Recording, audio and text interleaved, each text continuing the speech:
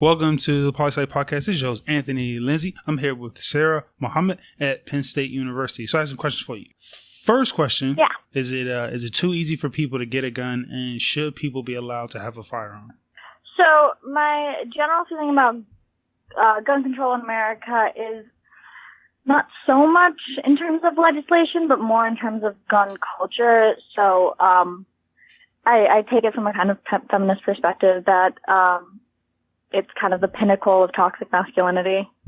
So guns kind of being used as a solution to any kind of emotional problem. It's kind of marketed as that, and gun industry. So it's been marketed as an American value for every American to have a gun under the Second Amendment, which is of course not what the Second Amendment says at all. And the industry has just kind of been pushing it and marketing it as such, and so America has a uniquely pretty bad problem with glorifying guns. So you say it's part of toxic masculinity, like in what way? Like I've seen like the culture of like having this giant gun or a lot of firearms in the house. Like what do you mean specifically? So generally, and I'm looking at this more in terms of an approach to mental health. So, for example, PTSD in the military is just terribly underdiagnosed because part of gender norms for men who make up the majority of the military is that they cannot be vulnerable and they cannot talk about weaknesses, and so they cannot seek help for mental health issues.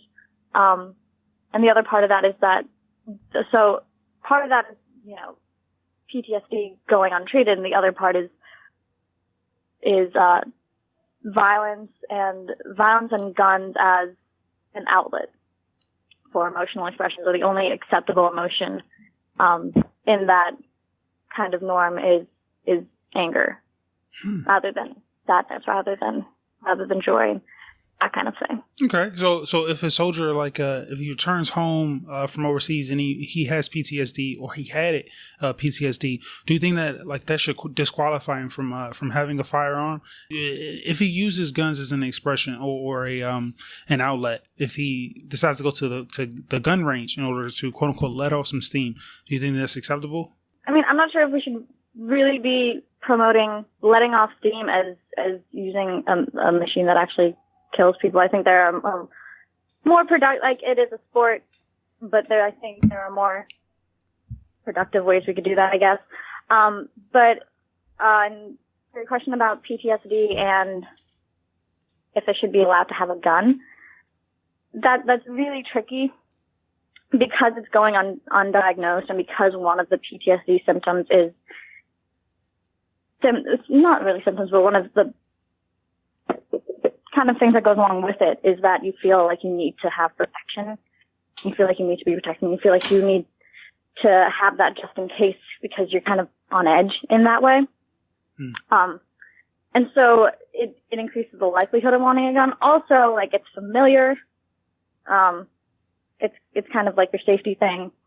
So there's a couple different reasons someone with PTSD might want to have a gun. But then if, that PTSD is to the extent of re-experiencing and having flashbacks, like, that might not, that with combination of the firearm might not be such a good idea. So, all right, what about in certain like professions? Like if a soldier comes back and he decides to, he may or may not have PTSD, but he decides to go to the police force. Like there's been studies that show that soldiers don't shoot unarmed civilians as frequently as non-soldiers. So a soldier is less likely to kill a civilian than just a regular cop that didn't have military training. Like should a soldier go into the police force? Like should that be allowed? Oh, I mean, that's essentially what is happening when when soldiers go into the police force. I think part of that is that they get the additional training of like the steps that you have to take before you shoot someone, like the many talking to them, seeing like if they keep shooting at you, like you can't even lift your weapon up and aim it at them before a certain amount of steps are taken. So there's those precautions that you learn as a soldier that are useful for when you go into the police force. Okay. So not to say that. Yeah, go on. Sorry. Oh, it's okay. So if someone is mentally healthy, they're trained and responsible, should they be allowed to have a gun? And where should the line be drawn on how many you can amass? Like, should we limit military veterans to 2 guns, families to 6 guns, politicians to 10 guns? Like, where should we draw the line? So I don't know about if we should really be limiting. So if you actually like look at the Second Amendment, like gun technology, like, so of course it doesn't actually say anything about letting everybody and anybody have guns. And gun technology at that time was not nearly as advanced as it is today. But it did guarantee guns for the state. So it guaranteed guns for a state militia to rise up against a tyrannical federal government, or a tyrannical king, as you might say. But that's not exactly what's happening now. Like, people aren't going up against, well, I mean, people are going up against the place. Sorry, I'm not sure where I'm going. I'm like all over my note card. That's good. So, okay. But yeah, I mean, so the Las Vegas shooter the other day had like 23, and I don't like. Why does anybody need 23 guns? I don't know if we should limit necessarily, because that's their right to buy it, but 23 might be a red flag. I think that might be part of the buying process. So you're saying that people who have a specific amount of guns should be monitored? Not necessarily monitored forever, but monitored when they're purchasing another gun. So as of right now, there are federal background checks. And to take it a step back, right. So the Second Amendment, when it was written, it was for the people to essentially have a militia to protect themselves and to fight off, if they needed to, a tyrannical government. But it allowed for people to have the most advanced firearm of the day, which was the musket. Now, that was the military itself used the musket. So you'd have civilians literally using military grade firearms of the day.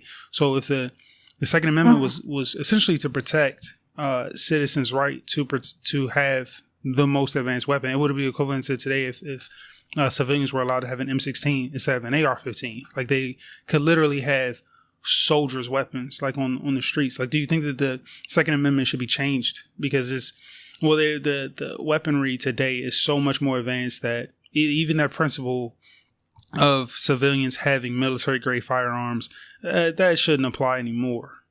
Right. I mean, I don't know if civilians should really have military grade firearms. I don't know if we really should change the Second Amendment for that. I think we can enact some legislation there, but we tried to take away assault weapons, I think it was, in 1994 under Clinton, and that failed. It didn't really have a big effect, because 80% of the violence being done by guns are by handguns. So, I mean, if I were to really change any legislation on that, I would, rather than going through the whole process of changing an amendment, I'd probably hit handguns first. Okay, so you do think that we should take back handguns? Like, there should be a handgun ban in cities, or like how would you ban it? I think there should be more control on handguns. Okay, so like, are you thinking like less bullets in it? Should it be a stiffer background check? Should we check their neighbors or the people in the household? What would you do? Stiffer background check, probably like stop the sale. And like, there's only, I mean, I don't want to take anyone's guns. Like, so there's this rhetoric of, they're coming to take my guns. The government is going to take my guns. The government's going to take my toothbrush. No one's taking your toothbrush. No one's taking your guns. You can't go and take back somebody's bought.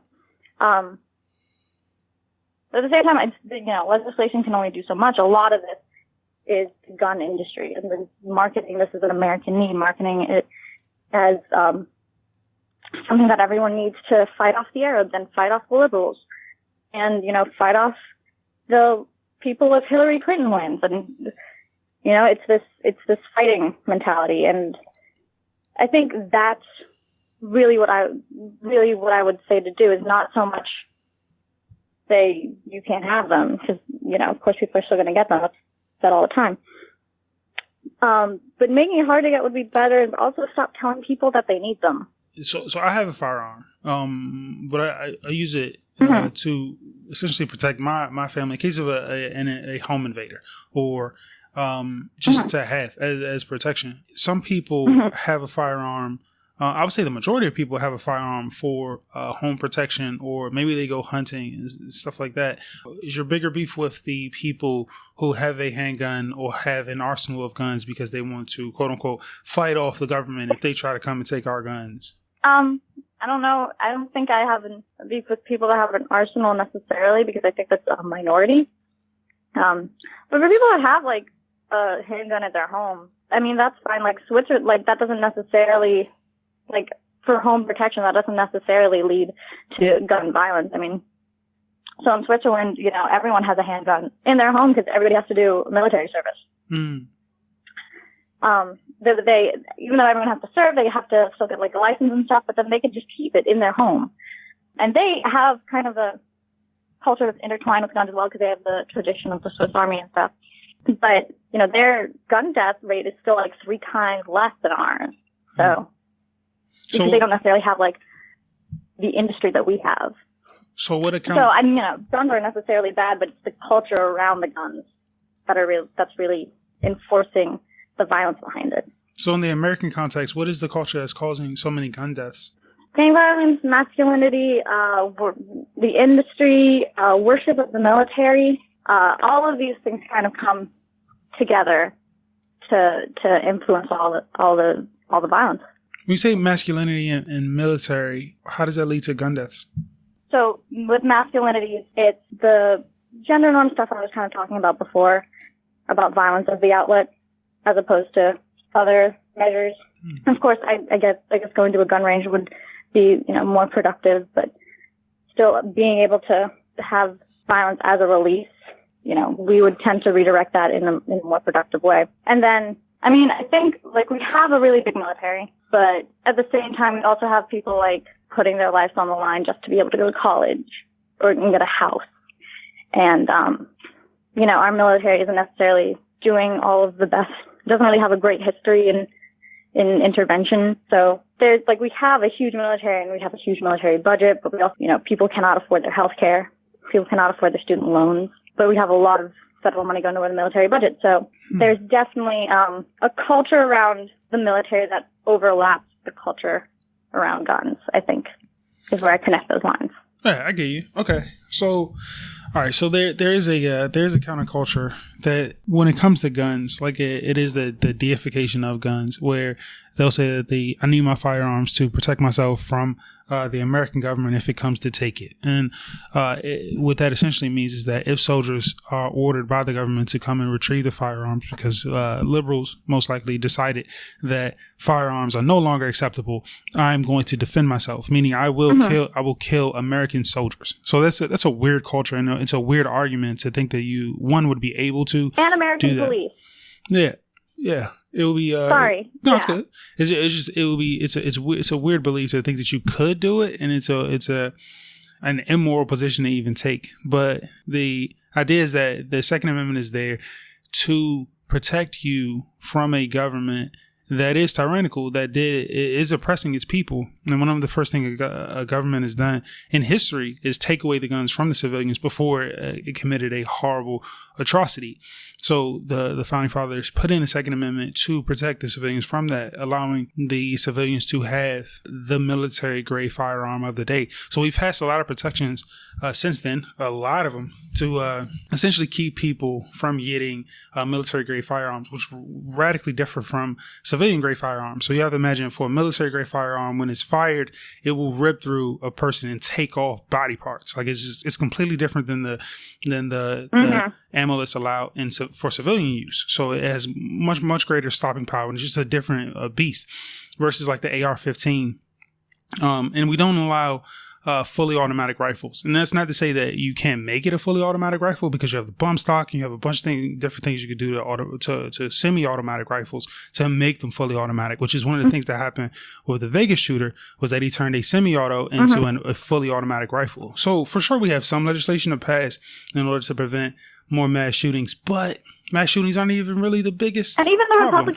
sorry, and even the like to go off of what you said, like even the Republicans are passing something to make sure that people can't turn them into some they're banning the modifications, I think. Yeah, I mean, you could ban the modifications, but again, we're talking about like such a small percentage of gun deaths in general. Even though mass shootings are this giant highlight, like this like obvious thing that needs to stop. At the end of the day, like this is one drop in the bucket, and the vast majority of gun related violence comes from suicides. It comes from gang violence. Like, so it would take a lot more legislation, and then it comes with other problems. So, say you banned handguns in all major cities.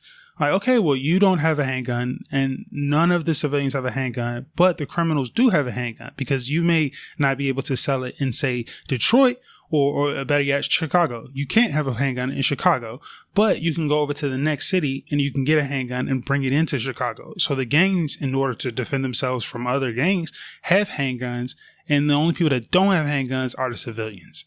So it's a lot that we have to improve on. I'm not really sure how to fix it. The gangs are civilians. They're not arms of the government. Mm-hmm. So if we're making that distinction, then it's government with guns is police and the military, and civilians with guns does include gangs. But the gangs are, I guess in this context, gangs are using guns against other civilians rather than against the government. Mm-hmm. Yeah, 100%. Most likely they attained them illegally, which is an extra layer. Like, you can pass as many laws as you want, but if a criminal doesn't obey the law, then it's like it's pointless because the only person that's getting hit by the law is a law-abiding citizen. There's an element to what you're saying that calls for federal legislation. So rather than it being, from city to city or from state to state, have it just be the whole country. Mm-hmm. I think that would be a pretty feasible solution to what you're saying. That would be interesting. So if you pass legislation that say you can't get them anywhere, you can't go from one city with a handgun into a city that doesn't allow a handgun. So now no city is allowed to have a handgun. There are no guns for civilians in the United States. So that comes with a litany of problems. Right. So how do the people who have the guns, how do you get it back from them? Do you do a government buyback? What do you do? How do you get those guns back? We're just kind of stopping the sale of it. And like I said before, there's this myth that people are going to come and the government is going to come and take your guns, and then the government is going to come and take your money through taxes, and the government's going to come and take away all of your rights and all of your things. Mm-hmm. And that's not essentially what's going to happen. You bought the gun and keep the gun, whatever. But stop the sale of it. Put some controls on the industry. I think that would be a really good start. So rather than starting, telling the people what they can and can't do, tell the industry, hey, put a little rubber band around them and say, wait a second, we're going to slow this down. So which, what legislation would you pass though? Because I understand that it should be regulated, but there's two main problems. If you said that, handguns are the problem. This is the reason for the majority of the deaths, whether it be because of suicides, because of drive-by shootings, because of gang violence, handguns have to go. Okay, that's fine. So no more sales of handguns. But there's 400 million firearms in a nation with 300 million civilians. This, how do you get them out of circulation? Because, they won't be sold by gun stores, but they'll be sold from person to person, on the secondary market. Just like if you said no more car sales. Well, we still have a lot of cars on the market. So we'll just trade used cars. Easy.